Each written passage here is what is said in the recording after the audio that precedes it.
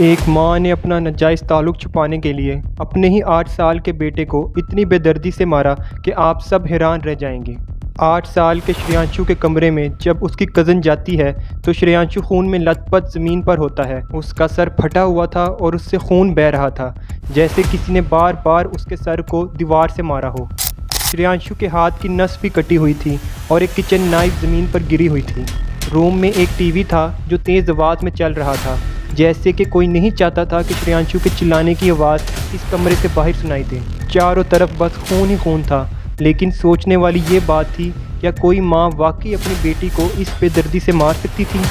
वो क्या वजह थी जिसने इस माँ को इस खौफनाक कदम उठाने पर मजबूर किया? अस्सलाम वालेकुम दोस्तों, मेरा नाम डॉक्टर नबील है और आइए आज इस केस पर बात करते हैं, द केस ऑफ श्रेयांशु।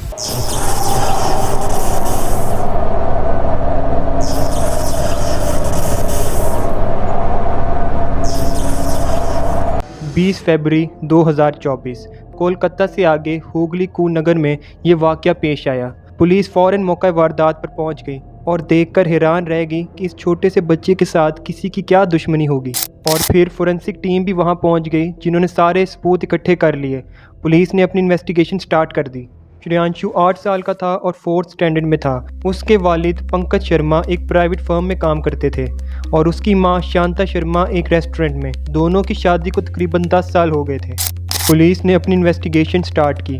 घर के तमाम खिड़की दरवाजे अंदर से बंद थे और इनमें फोर्स्ड एंट्री का कोई सबूत भी नहीं था। कोई ताला टूटा हुआ नहीं था और घर के अंदर सारा सामान वैसे का वैसा ही था, यानी ये जो कत्ल था वो किसी भी किस्म की चोरी के लिए नहीं किया गया था। पुलिस की नज़र उनके घर के बाहर पालतू डॉग पर पड़ी, जो किसी भी अननोन शख्स को देखकर भौंका करता था।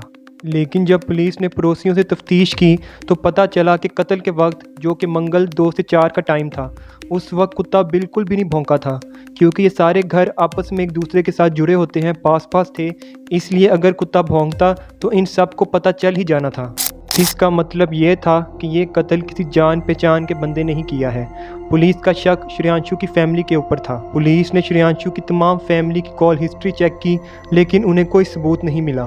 फिर उसी मोहल्ले की गली में सीसीटीवी लगा हुआ था। जब पुलिस ने इस सीसीटीवी की रिकॉर्डिंग चेक की तो पुलिस को 2 से 4 के दरमियान एक मशकूक औरत श्रेयांशु के घर की तरफ से आते हुए नजर आई। पुलिस को इस औरत के हाव भाव से इस पर शक हुआ तो पुलिस ने इस औरत की फ़ोटो श्रेयांशु की फैमिली को दिखाई। शांता को जब ये तस्वीर दिखाई गई तो उसने पहचानने से इनकार कर दिया, लेकिन पंकज उसकी तस्वीर देखते ही उसको जान गया। ये औरत शांता की करीबी दोस्त इशरत परवीन थी। इशरत और शांता की आपस में गहरी दोस्ती थी और दोनों एक दूसरे के घर आया जाया करते थे। पुलिस को सबसे पहले पंकज पर शक था कि कहीं पंकज और इशरत का आपस में कोई अफेयर ना हो। पुलिस ने दोनों की कॉल हिस्ट्री और व्हाट्सएप मैसेजेस चेक किए, लेकिन पुलिस को कोई भी सबूत नहीं मिला। फिर पुलिस ने इशरत की इन्वेस्टिगेशन स्टार्ट कर दी। पुलिस ने सबसे पहले इशरत के कॉल रिकॉर्ड्स चेक किए तो पुलिस को पता चला कि इशरत का फ़ोन 1 से 8 बजे के दरमियान स्विच ऑफ था। ये सबूत पुलिस के लिए कामयाबी थी, लेकिन जब पुलिस ने मज़ीद तफ्तीश की तो पता चला कि एक नंबर पर इशरत देर रात घंटों तक बातें किया करती थी। जब पुलिस ने वो नंबर चेक किया तो वो नंबर शांता का था।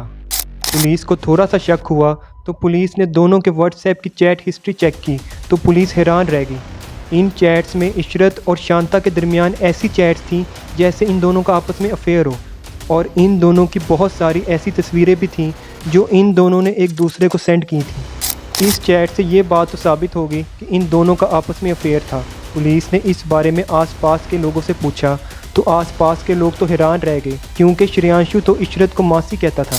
जब पुलिस ने पंकज से इन दोनों के बारे में पूछा तो पंकज ने बताया कि वो इन दोनों के रिलेशन के बारे में जानता था और अपने बेटे और समाज की वजह से चुप था। लेकिन अब सवाल ये पैदा होता था कि इन दोनों ने श्रेयांशु को क्यों मारा। पुलिस ने फ़ौरन शांता और इशरत को अरेस्ट कर लिया और इनसे इन्वेस्टिगेशन स्टार्ट कर दी। इन्वेस्टिगेशन के दौरान शांता टूट गई और उसने खुद ही सब कुछ बता दिया कि उसी ने ही अपने बेटे को मारा है और इसमें इशरत ने उसकी मदद की है। पुलिस भी ये सुनकर हैरान रह गई। एक दिन श्रेयांशु स्कूल से घर जल्दी आ गया था और इसने शांता और इशरत को एक ही बेड पर कॉम्प्रोमाइजिंग स्टेट में देख लिया था। आप खुद ही सोच सकते हैं कि 8 साल के बच्चे के दिमाग पर इसका क्या असर पड़ेगा। तब से श्रेयांशु चुप चुप रहने लगा था और वो अपनी माँ से दूर दूर भी रहता था और उससे हर वक्त झगड़ा करता रहता था। शांता को डर था कि कहीं श्रेयांशु ये सब कुछ पंकज या किसी और को ना बता दे, वरना बड़ी बदनामी होगी। इसी डर के असर में शांता ने अपनी सारी हदें पार कर दी और माँ के लेवल से ज़मीन पर गिर गई। इस माँ ने अपने ही हाथ से अपने बेटे के सर को पहले दीवार पर मारा, फिर उसके सर को टेबल पर मारा, फिर एक भारी मूर्ति को उसके सर पर ज़ोर से मारा। इसके बाद ये किचन गई और वहाँ से नाइफ़ ले आई और अपने बेटे की नस काट दी और वहाँ बैठकर इंतज़ार करती रही जब तक कि उसने दम न तोड़ दिया। इतनी दरिंदगी, वो भी अपने बेटे के साथ। जब इंसान कोई नेचर के अगेंस्ट काम करता है तो इसका दिमाग माउफ हो जाता है। पुलिस ने सिर्फ एक लीड जो सीसीटीवी फुटेज थी उसके ज़रिए इस केस को सॉल्व किया था।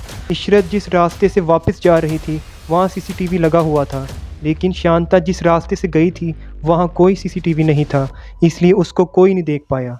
सम पीपल डोंट डिज़र्व चिल्ड्रन। जिनकी औलाद नहीं होती उनसे बच्चों की कदर सीखो।